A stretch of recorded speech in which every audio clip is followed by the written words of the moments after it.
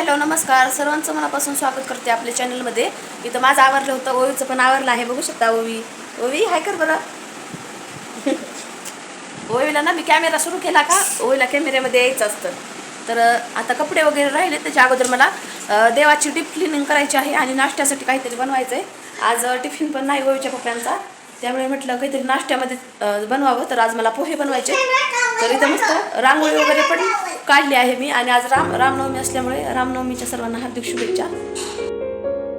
इथं रांगोळी वगैरे काढली, एकदम साधी सिंपलच काढली होती. इथं बटाटा पोहे मला बनवायचे होते, म्हणलं रेसिपी तुमच्यासोबत शेअर करावी. तर बटाटा पोहे ना खूप छान लागतात आणि डब्यामध्ये द्यायला पण एकदम कडक होत नाहीत. ते कांदा पोहे कडक होतात, तर मुली आवडीने खातात बघा डब्यामध्ये पण, आणि पित्त पण होत नाही. तर म्हणलं रेसिपी तुमच्यासोबत आज शेअर करावी. तर कांदा जिरे मोहरी अगोदर टाकून घ्यायचे, नंतर बटाटा मीठ आणि हळद टाकायची आणि थोड्या वेळ झाकून ठेवायचे. मी ओवीच्या आवडीनुसार इथं लाल तिखट टाकलं आहे. तुम्ही हिरवी मिरची आणि शेंगदाणे टाकू शकता, शेंगदाणे मी टाकले नव्हते. तर इथं पोहे आणि कोथिंबीर टाकायची, खूप छान होतात. माझ्यासाठी एका साईडला चहा ठेवला होता. मला पोह्याबरोबर चहा खूप आवडतो आणि ओवी काकडे आणि पोहे एन्जॉय करत होती. बघू शकता. लगेच कपडे वगैरे धुवून टाकले. अगोदर मला देवाची डीप क्लिनिंग करायची होती, पण आमच्या इकडं ना थोडासा पाण्याचा उन्हाळा लागल्यामुळे प्रॉब्लेम सुरू झाला आहे, म्हणून म्हटलं आज जे कपडे धुवावेत. खूप सारे कपडे होते आणि बकेटा वगैरे सर्व भरून ठेवलं. लहान मुले घरामध्ये असल्यावर खूप जास्त पाणी लागतं आपल्याला, कारण लेकरांचं काही ना काही असतंच. तर इथं लगेच मंदिराची क्लिनिंग करायला घेतली. दुसरी बाकीची कामे मी सकाळीच आवरली होती. तर बघू शकता इथं एका कॉटनवर मी थोडंसं विम लिक्विड घेऊन मस्त असं त्याला म्हणजे हलक्या हातानेच घासून घ्यायचं. तर त्याचा कलर पण जात नाही, एकदम चमकतं मंदिर. विम लिक्विड जर नसेल तर तुम्ही आपलं शॅम्पू पण घेऊ शकता. तर पाण्याचा थोडा पण यूज करायचा नाही, एकदम कोरडं थोडंसं कॉटन पिळून कोरडं असं घासायचं. तर एकदम क्लीन निघतं आणि चमकतं मंदिर. नंतर मी बघू शकता एकदम कोण्यामध्ये म्हणजे कॉटनच्या साह्याने सर्व एकदम बारीक बारीक कोण असतो ना तिथं एकदम छान क्लीन होतं. दिवाळीला केलं होतं, त्याच्यानंतर कापडानं मी पुसून घेते सारखंच.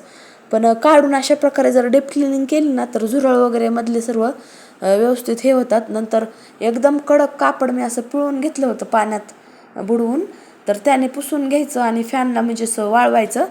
तर बघू शकता खूप छान निघलं होतं. नंतर जे मंदिर ठेवण्याची जागा असते ती पण मला साफ करायची होती. पहिल्यांदा इथं झाडून पुसून वगैरे घेतलं. बघू शकता सर्व वरच्या साईडला पण थोड्याशा जाळ्या झाल्यासारखं झालं होतं आणि फोडणीचे वगैरे डाग उडतात फरशीवर, ते पण सर्व पुसून घेतलं मी कपड्यावर थोडंसं विम लिक्विड टाकून.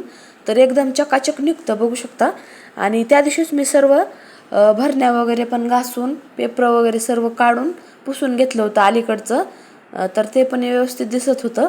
तर म्हणलं देवघर राहिले ते पण व्यवस्थित करून घ्यावं.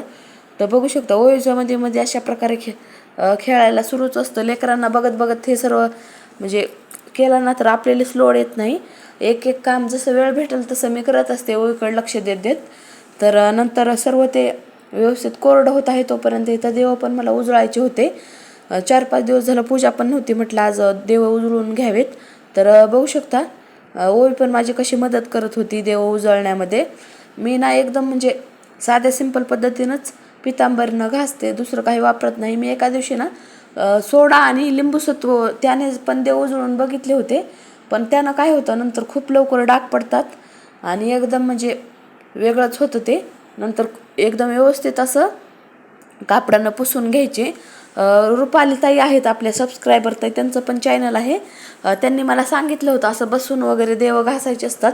मी अगोदर बेसिंगला उभा टाकून घासत होते, तर म्हटलं अशा प्रकारे बसून घासावेत देव, उभा टाकून घासलेले चांगले नसतात. तर त्यांचे धन्यवाद, खूप खूप आभारी आहे.